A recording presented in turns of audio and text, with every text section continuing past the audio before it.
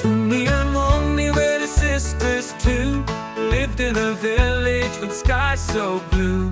They laughed and played from dawn till night, in gardens full of pure delight. One fine day their grandma came, with a basket and in it a dame, a little hen all soft and round, making a funny cluck cluck sound. Munni asked, "What is this bird?" Chunni smiled, "The cutest I've heard." They named her Chin, who gave her grain, danced with her in sun and rain.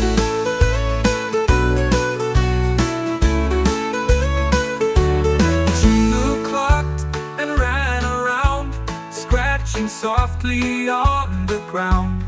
Every morning she laid one egg beside the barn near a wooden peg. Chunni would cheer, "Egg for me," Munni said, "and one for tea." They fed her rice, they sang a tune, they told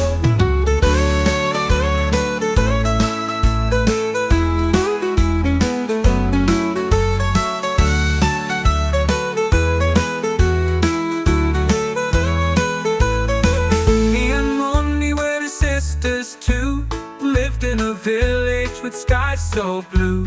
They laughed and played from dawn till night, in gardens full of pure delight.